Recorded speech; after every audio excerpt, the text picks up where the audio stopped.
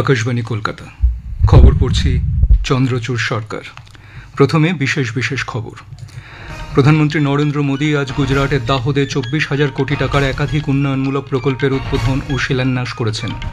ভদোদরায় road show করেছেন তিনি। প্রধানমন্ত্রী হিসেবে আজ 11 বছর পূর্ণ করলেন নরেন্দ্র মোদী। শিরোমণি আকালি দলের কাউন্সিলর হরজিৎ সিং বাহমানকে খুনের ঘটনায় 4 জনকে গ্রেপ্তার করেছে পুলিশ। দক্ষিণ কর্ণাটক, কেরালা, তামিলনাড়ু, পুদুচেরিতে আজ ভারী থেকে অতি ভারী বৃষ্টির পূর্বাভাস দিয়েছে ভারতীয় আবহাওয়া দপ্তর। পশ্চিমবঙ্গেও ঝড় বৃষ্টির পূর্বাভাস জারি করা হয়েছে। মধ্য গাজায় ইসরায়েলের জোড়া এয়ার স্ট্রাইকে শিশুসহ কমপক্ষে 24 জনের মৃত্যু হয়েছে। আমেরিকার প্রেসিডেন্ট ডোনাল্ড ট্রাম্প ইউরোপীয় ইউনিয়নের সঙ্গে শুল্ক নিয়ে সমঝোতা করার সময়সীমা আগামী 9 জুলাই পর্যন্ত বাড়াতে রাজি হয়েছেন। আসছি বিস্তারিত খবরে। প্রধানমন্ত্রী নরেন্দ্র মোদী আজ গুজরাটের দাহোদে 24,000 কোটি টাকার একাধিক উন্নয়নমূলক প্রকল্পের শিলান্যাস ও উদ্বোধন করেছেন। দুদিনের সফরে আজ সকালে শ্রী মোদী ভদোদরায় পৌঁছলে তাকে এক ঝলক দেখার জন্য রাস্তার ধারে জড়ো হন বহু মানুষ। তিনি সেখানে রোড শো করেন। পুষ্পবৃষ্টিতে প্রধানমন্ত্রীকে অভ্যর্থনা জানায় জনতা। রোড শোতে যোগ দেন ভারতীয় সেনা অফিসার কর্নেল সোফিয়া কুরিশের পরিবার সদস্যরাও। রোড শো শেষে প্রধানমন্ত্রী মোদী দাহোদে ভারতীয় রেলের লোকোমোটিভ ম্যানুফ্যাকচারিং প্ল্যান্টের উদ্বোধন করেছেন। প্রধানমন্ত্রী এই প্ল্যান্ট থেকে তৈরি প্রথম বৈদ্যুতিক লোকোমোটিভের যাত্রার সূচনা করেন। এই প্ল্যান্টটি দেশের জন্য এবং রপ্তানির লক্ষ্যে 9,000 অশ্বশক্তির বৈদ্যুতিক লোকোমোটিভ তৈরি করবে। এই লোকোমোটিভগুলি ভারতীয় রেলের পণ্য পরিবহন ক্ষমতা বৃদ্ধিতে সহায়ক হবে। প্রধানমন্ত্রী হিসেবে আজ 11 বছর পূর্ণ করলেন নরেন্দ্র মোদী।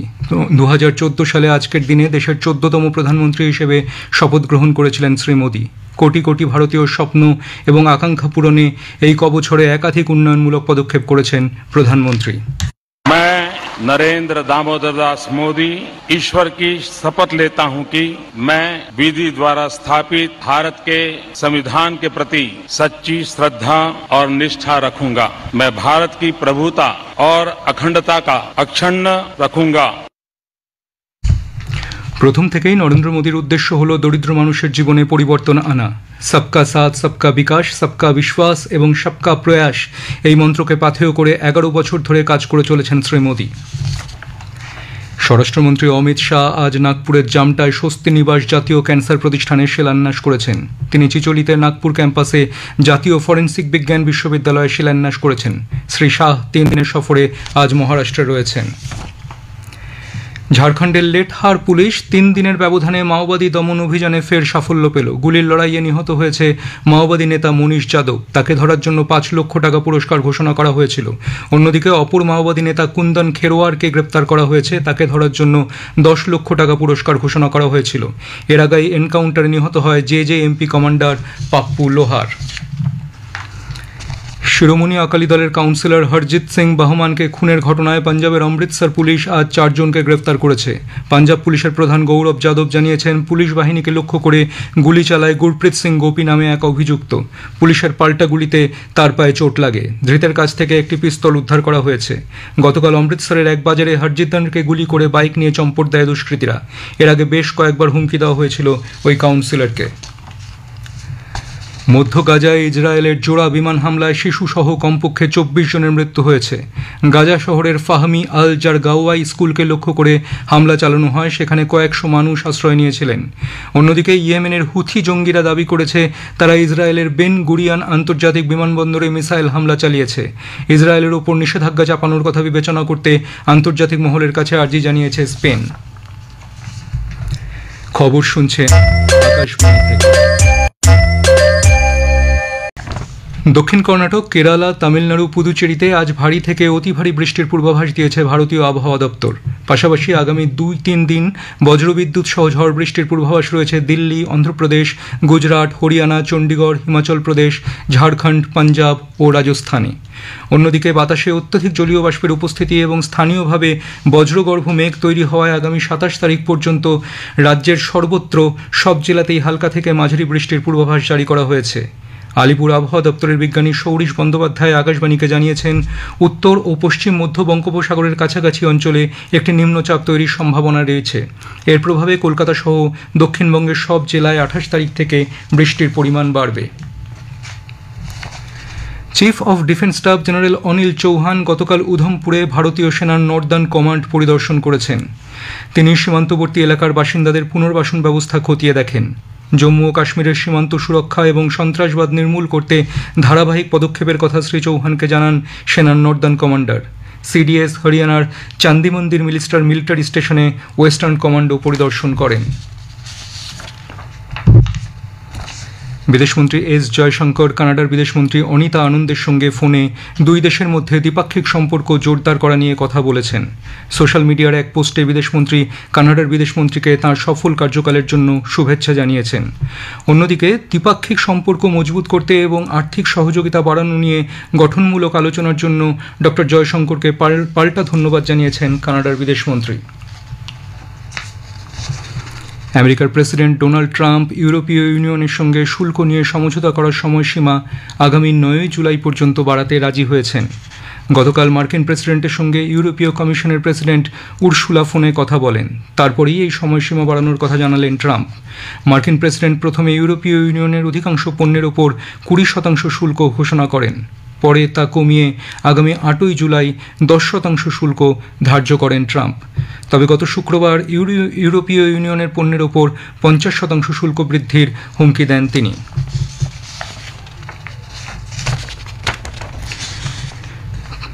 কেন্দ্রীয় শিক্ষামন্ত্রী ধর্মেন্দ্র প্রধান বলেছেন, বিদেশের প্রায় 15টি বিশ্ববিদ্যালয়ের ক্যাম্পাস ভারতে তৈরি করা হবে চলতি শিক্ষাবর্ষে। এই মর্মে বিদেশের বিশ্ববিদ্যালয়গুলিকে অনুমোদন দিয়েছে সরকার।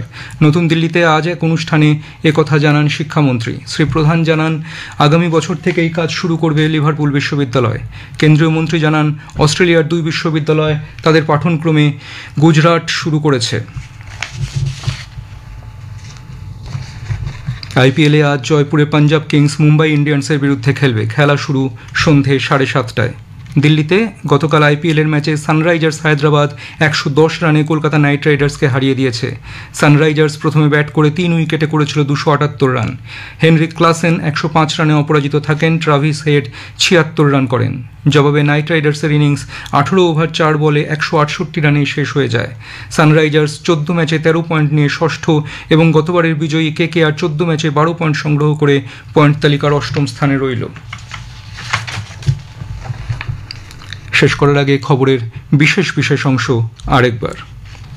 প্রধানমন্ত্রী নরেন্দ্র মোদী আজ গুজরাটের দাহোদে 24,000 কোটি টাকার একাধিক উন্নয়নমূলক প্রকল্পের উদ্বোধন ও শিলান্যাস করেছেন। ভাদোদরায় রোড শো করেছেন তিনি। প্রধানমন্ত্রী হিসেবে আজ 11 বছর পূর্ণ করলেন নরেন্দ্র মোদী। শিরোমণি আকালি দলের কাউন্সিলর হরজিৎ সিং বহমানকে খুনের ঘটনায় 4 জনকে গ্রেপ্তার করেছে পুলিশ। দক্ষিণ কর্ণাটক, কেরালা, তামিলনাড়ু, পুদুচেরিতে আজ ভারী থেকে অতি ভারী বৃষ্টির পূর্বাভাস দিয়েছে ভারতীয় আবহাওয়া দপ্তর। পশ্চিমবঙ্গেও ঝড় বৃষ্টির পূর্বাভাস জারি করা হয়েছে। মধ্য গাজায় ইসরায়েলের জোড়া এয়ার স্ট্রাইকে শিশুসহ কমপক্ষে 24 জনের মৃত্যু হয়েছে। আমেরিকার প্রেসিডেন্ট ডোনাল্ড ট্রাম্প ইউরোপীয় ইউনিয়নের সঙ্গে শুল্ক নিয়ে সমঝোতা করার সময়সীমা আগামী 9 জুলাই পর্যন্ত বাড়াতে রাজি হয়েছেন। খবর শেষ হলো। পরবর্তীতে শুনুন স্থানীয় সংবাদ। আকাশবাণী কলকাতা, স্থানীয় সংবাদ পড়ছি প্রিয়া বিশ্বকর্মা। চাকরিহারা শিক্ষক শিক্ষিকাদের আজ বিকাশ ভবনে বৈঠকে ডেকেছে রাজ্য শিক্ষা দপ্তর। আন্দোলনকারীদের তরফে চিন্ময় মণ্ডল জানিয়েছেন, তাদের 6 জনের প্রতিনিধি দল বৈঠকে যোগ দেবেন। তবে বৈঠকে শিক্ষামন্ত্রী ব্রাত্য বসু থাকবেন কিনা তা জানানো হয়নি। যোগ্যদের চাকরি বাঁচাতে সরকারের পদক্ষেপ, রিভিউ পিটিশনের বিষয়ে আইনি ব্যবস্থা নেওয়া হচ্ছে সে বিষয়ে বৈঠকে আন্দোলনকারীরা জানতে চাইবেন। এদিকে সুপ্রিম কোর্ট 31শে মের মধ্যে নতুন নিয়োগের বিজ্ঞপ্তি জারি করার নির্দেশ দিলেও যোগ্য চাকরিহারা শিক্ষক শিক্ষিকারা নতুন করে পরীক্ষা দেবেন না বলে জানিয়েছেন। তাদের দাবি, নতুন চাকরি প্রার্থীদের নিয়োগের জন্যই সরকার বিজ্ঞপ্তি জারি করুক। অন্যদিকে 2016 এসএসসি পরীক্ষার ওএমআর শিটের মিরর ইমেজ প্রকাশের দাবিতে সুপ্রিম কোর্টে মামলা করতে চলেছেন চাকরিহারা শিক্ষকদের একাংশ। আজই তারা দিল্লি গেছেন। 22 লক্ষ ওএমআর শিটের মিরর ইমেজ প্রকাশ ছাড়াও অযোগ্যদের চাকরি বাতিলের দাবিও জানানো হবে মামলায়। প্রধানমন্ত্রী নরেন্দ্র মোদী আগামী 29 তারিখ আলিপুরদুয়ার প্যারেড গ্রাউন্ডে এক জনসভায় যোগ দেবেন। নিরাপত্তা সহ একাধিক বিষয়ে প্রস্তুতি শেষ পর্যায়ে। আলিপুরদুয়ার থেকে প্রধানমন্ত্রী রওনা দেবেন সিকিমে। উত্তর ও দক্ষিণবঙ্গের মধ্যে সংযোগ আরও মজবুত করতে ফারাক্কায় নতুন 4 লেনের সেতু তৈরির কাজ শেষ পর্যায়ে। পুজোর আগেই প্রায় 5.5 কিলোমিটার দীর্ঘ এই সেতু যান চলাচলের জন্য খুলে দেওয়া হতে পারে বলে পূর্ত দপ্তর সূত্রে জানা গেছে। নতুন এই সেতুটি নির্মাণে খরচ হয়েছে 622 কোটি টাকারও বেশি। 2018 সালের ডিসেম্বর মাসে এই প্রকল্পের কাজ শুরু হয়। প্রথমে 2021 সালের মধ্যে কাজ শেষ করার লক্ষ্য থাকলেও নানা কারণে তা সম্ভব হয়নি। বিদ্রোহী কবি কাজী নজরুল ইসলামের 126তম জন্মবার্ষিকী আজ যথাযোগ্য মর্যাদার সঙ্গে পালিত হচ্ছে। রাজ্য সচিবালয়, নবান্ন ও বিধানসভা ভবনে কবির ছবিতে মালা দিয়ে শ্রদ্ধা জানানো হয়। মুখ্যমন্ত্রী মমতা ব্যানার্জি কবির জন্মবার্ষিকীতে এক বার্তায় তার প্রতি শ্রদ্ধা নিবেদন করেছেন। কবির জন্মস্থান পশ্চিম বর্ধমানের জামুরিয়ার চুরুলিয়ায় আজ সকালে বর্ণাঢ্য প্রভাত ফেরির আয়োজন করা হয়। একটি প্রতিবেদন। ইংরেজি 1922 সাহিত্যের আঙিনায় প্রবেশ করেছেন মাত্র 3 বছর। তাঁরই সম্পাদিত ধূমকেতু পত্রিকায় আনন্দময়ীর আগমনে প্রকাশের পর গ্রেপ্তার হলেন। 1923-এর 15ই ডিসেম্বর কারামুক্ত হবার 3 মাস পর মেদিনীপুরে পেলেন বীরের মর্যাদা। 1929-এর 15ই ডিসেম্বর কলকাতার অ্যালবার্ট হলে বাংলার হিন্দু মুসলমান একত্রে তাকে সম্বর্ধনা দেয়। সভায় সভাপতিত্ব করেছিলেন বিজ্ঞানাচার্য প্রফুল্লচন্দ্র রায়, উপস্থিত ছিলেন সুভাষচন্দ্র। তখন তার বয়স মাত্র 30। একজন কবির জীবনে ঘটে যাওয়া এই ধরনের ঘটনা পৃথিবীতে বিরল। প্রেম আর বিদ্রোহের মিশেলে কবি নজরুল হয়ে আছেন কাঁটাতার মুক্ত পৃথিবীর চিরসংবাদ, কলকাতা। শুধু সন্ত্রাসবাদী নয়, দেশের ভেতরেও অনেক শত্রু রয়েছে যারা স্বাভাবিক উন্নয়নকে প্রতিরোধ করে দেশের ক্ষতি করতে চায় বলে বিশিষ্ট অভিনেতা অর্জুন চক্রবর্তী মন্তব্য করেছেন। আকাশবাণীকে তিনি বলেন, শহীদদের শ্রদ্ধা জানাতেই ভারত যে ভূমিকা পালন করেছে তাকে স্যালিউট জানাতেই হবে। ভারতবর্ষ এত ভালো, এখানকার লোকেরা এত ভালো, কোনোদিন কারোর উপর আক্রমণ করেনি, কিন্তু ওই 26 জন ওরা যখন শহীদ হলো, আমার মনে হলো ভারত জেগেছে, ভারত ঘুরে দাঁড়িয়েছে এবং ভারত তাদের সাহায্য করতে চায় যারা ভারতের পিঠে ছুরি মারে। শুধু বাইরের দেশের থেকে লোক নয়, এখানকারও কিছু আছে, এখানকার সুখ সুবিধে ভোগ করে। আমাদের তাদেরও ডিটেক্ট করতে হবে, তাদেরও বের করে আনতে হবে। পাসপোর্ট তৈরির জন্য জাল নথিপত্র জমা দেওয়ার অভিযোগে কলকাতার ইকবালপুরের বাসিন্দা বাদল সাহানিকে পুলিশ গ্রেপ্তার করেছে। পাসপোর্ট অফিসের নথিপত্র পরীক্ষার সময় বিষয়টি প্রকাশ্যে আসে। উত্তর দিনাজপুরের কালিয়াগঞ্জে একটি বাড়িতে সিলিন্ডার বিস্ফোরণে নিতাই মহন্ত নামে এক ব্যক্তি গুরুতর আহত হয়েছেন। তিনি বর্তমানে রায়গঞ্জ হাসপাতালে চিকিৎসাধীন। গতরাতে একের পর এক সিলিন্ডার বিস্ফোরণে এলাকায় আতঙ্ক ছড়ায়। নিতাই তার বাড়িতে অবৈধভাবে প্রচুর সিলিন্ডার মজুত করে রেখেছিলেন বলে অভিযোগ। পশ্চিম বর্ধমানের কুলটির মিঠানি গ্রামে রাস্তা সংস্কারের জন্য খোঁড়া গর্তে পড়ে গতরাতে এক ব্যক্তির মৃত্যু হয়েছে। জীবন বাউরি নামে 47 বছরের ওই ব্যক্তি সাইকেল নিয়ে যাবার সময় গর্তে পড়ে যান।